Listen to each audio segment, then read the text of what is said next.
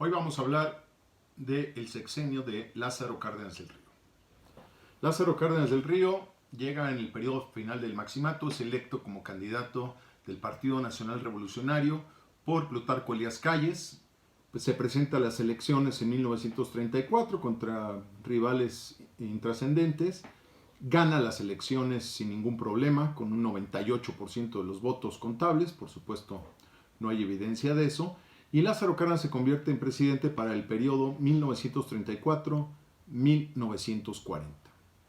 Es un presidente que uno de sus mayores logros fue la expropiación petrolera, a la que le vamos a dedicar una clase en especial, y que fue especialmente comunista y anticatólico. Vamos a hablar de lo que hizo.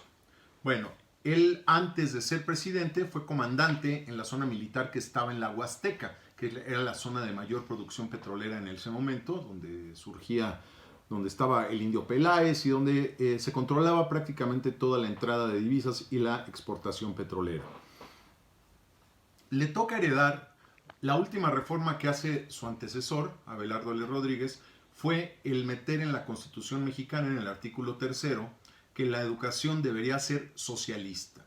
Lázaro Cárdenas lo toma al pie de la letra y se dedica todo su sexenio a tratar de imponer la educación socialista en México, lo cual genera una serie de reacciones muy fuertes de los padres de familia, sobre todo les decía, como en la cristiada en el interior del país, en varios lugares, reacciones muy fuertes de los padres de familias que impiden que se lleve a cabo las clases de socialismo y que a muchos de los propios maestros les cuesta mucho trabajo.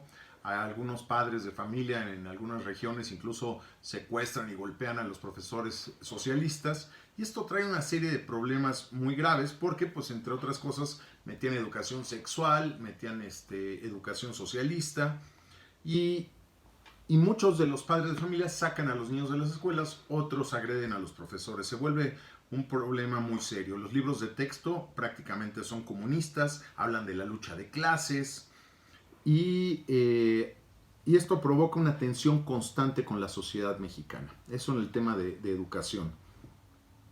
En el tema comunista, pues tenía gente muy radical. Lázaro Cárdenas, por ejemplo, vamos a hablar de Tomás Garrido Canaval, que fue gobernador de Tabasco, que era un anticatólico ferviente y que todas las iglesias de Tabasco las derrumbó. No quedó en pie más que una perdida dentro de una hacienda de sus amigos. Todas las iglesias se suspendieron, corrió a todos los sacerdotes, quemó todas las imágenes y proscribió la práctica de la religión católica en Tabasco. Ese después ya lo veremos qué tipo de gente fue. Él le tocó organizar también lo que eran las camisas, así se llamaban, las camisas doradas, o camisas rojas también evolucionaron, que el 30 de diciembre de 1934, en la plaza de Coyoacán, en la iglesia de San Juan Bautista, cuando las personas en la mañana iban saliendo de misa, los ametrallaron, matando a 4 personas solo por el hecho de salir de misa. Otro personaje fue Arnulfo Pérez, que entra al gabinete de Cárdenas y tenía unas tarjetas de presentación donde se presentaba a sí mismo como enemigo personal de Dios, y así repartía sus tarjetas de presentación. Había gente muy radical como Francisco J. Mujica, que era totalmente comunista, viajaban en aviones negro con rojo, admiraban mucho lo que hacía la URSS. De hecho, el Partido Comunista Mexicano, que era socio de Lázaro Cárdenas, forza para que entre al Comintern. El Comintern era la Comunidad Internacional Comunista dirigida por la URSS, que buscaba que todos los países empezaran a volver comunistas. La Confederación de Trabajadores Mexicanos, la CTM, se suma ya totalmente al sistema político mexicano, y así dicen que entran todos los trabajadores, de hecho como lo prescribe el comunismo, y tienen ya 3.594 sindicatos, cerca de 940,000 miembros afiliados a la CTM, por lo tanto al Partido Nacional Revolucionario. Hay también una matanza el 11 de enero del 35 en una iglesia en Tacubaya. hay 10 muertos balaceados solo por estar en la iglesia. Esto habla también de que en la segunda cristiada, que así se le llama, es el periodo de Lázaro Cárdenas, donde todos los que habían sido detectados como líderes armados de la guerra cristera, uno a uno los fueron fusilando y atrapando. Él mismo se describe como no comunista, pero sus actos y sus aliados y sus miembros de gabinete lo hacen claro. Tenemos cómo él empieza a sentirse como parte de este sistema político mexicano, como el dueño de este país. Y poco a poco quien le empieza a hacer sombra es precisamente el quien lo puso, Plutarco Elías Calles, que empieza a tomar opiniones. Cuando empiezan protestas de los trabajadores del petróleo, toma el lado de los trabajadores Lázaro Cárdenas y Elías Calles toma el lado, digamos, de las empresas. Y es así que en muy poco tiempo, de golpe, en más o menos, estamos hablando de 1936, Lázaro Cárdenas decide expulsar del país y nombrar traidor de la patria a Plutarco Elías Calles. Lo mete en un avión con 20 de sus principales colaboradores, lo manda a Los Ángeles y ahí Plutarco Elías Calles vivirá un exilio y aquí en el Congreso mexicano incluso se logra una declaratoria de traidor a la patria previniendo que regrese a México. Así se lo quita de encima. Llega la elección intermedia de 1937, se reelige el Congreso y Lázaro Cárdenas se hace de todo el poder, todas las elecciones, todos los diputados, senadores, alcaldes, gobernadores, todos son cardenistas, se empieza a deshacer de todo lo que venía heredando del maximato. Entonces toma un poder absoluto y total. ¿Qué más hizo Lázaro Cárdenas? Bueno, en materia de reforma agraria, repartió 18 millones de hectáreas. El problema es que no había irrigación.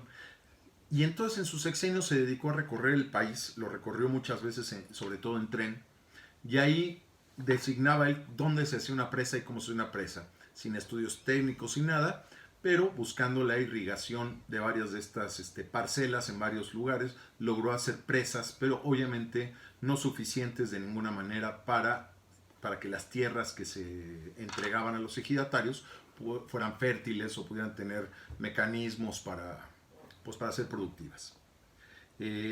Estamos en un tiempo muy convulso en el mundo. En el mundo empieza a surgir el nazismo, el comunismo está muy fuerte y empieza a haber una participación desde hace mucho que México no se metía en materia internacional y Lázaro Cárdenas se mete. Entonces, lo primero es que se pronuncia por todas las cosas que empezaron a suceder.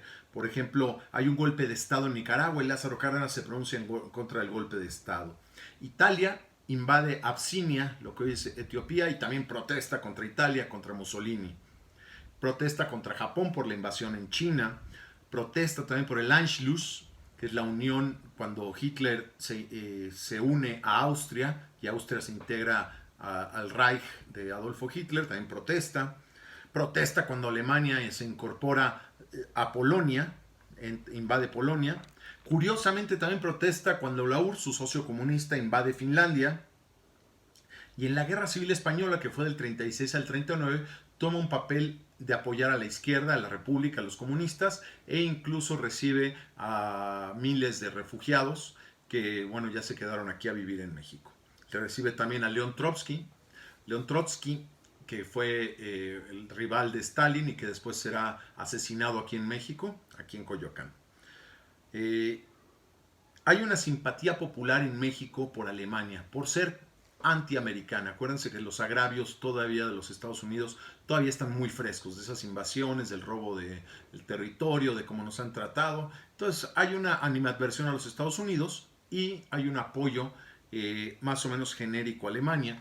Uno de los principales personajes que apoya a Alemania, por supuesto sin saber todavía de los graves casos de los campos de concentración y los exterminios y todo eso, es José Vasconcelos, que había sido candidato a la presidencia y que hoy encabeza este apoyo a Alemania. En 1938 se da un levantamiento armado en San Luis Potosí. Saturnino Cedillo es quien encabeza este golpe de Estado o este intento de rebelión, Y Lázaro Cárdenas se va con el ejército, él mismo encabezando el ejército, llega a San Luis Potosí y acaba con esta rebelión. Esta será la última rebelión armada que se tenga noticia hasta 1994, cuando el ejército zapatista se levanta en armas, un ratito en contra de Salinas de Gortari. Pero esta es la última rebelión armada en 1938, con esto se concluye, digamos, de manera militar la Revolución Mexicana. En 1937, 38 y 39 empiezan a surgir los contrapesos de Lázaro Cárdenas en materia ideológica.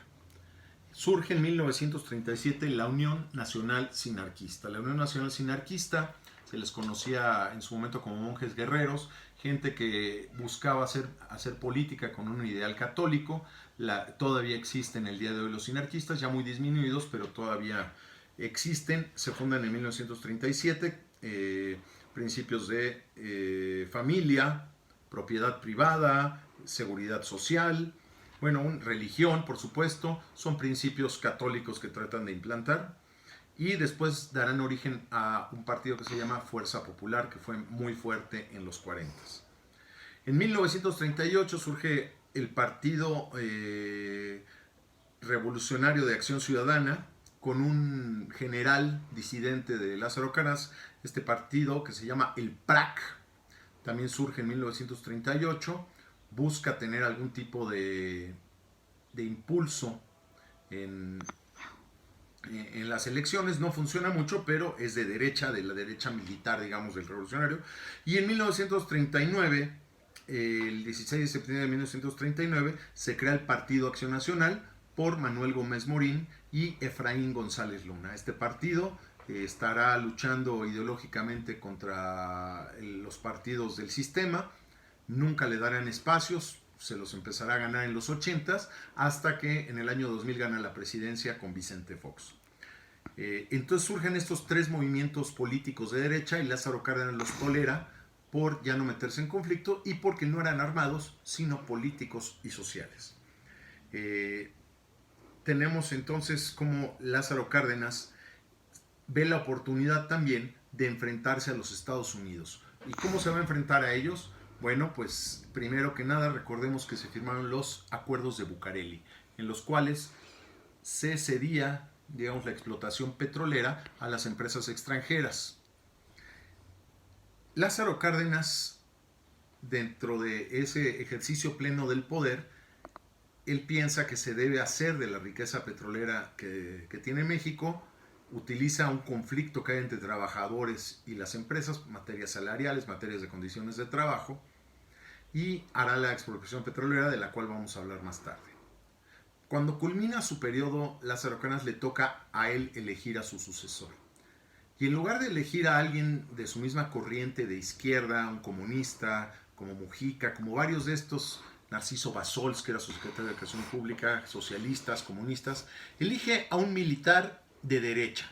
Este es un militar muy tranquilo, llamado Manuel Ávila Camacho.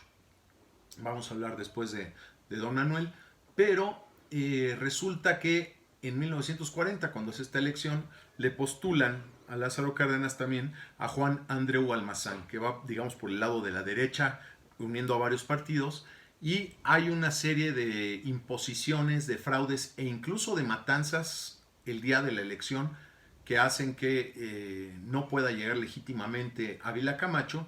Vamos a hablar de esto cuando hablemos de Ávila Camacho. El sexenio de Lázaro Cárdenas del Río, pues se va a distinguir entonces por la educación socialista, por la integración al mundo, por volver a voltear al mundo, por el talante comunista y socialista de sus funcionarios, por la consolidación del poder total y por la expropiación petrolera. Para esto vamos a continuar en otra clase.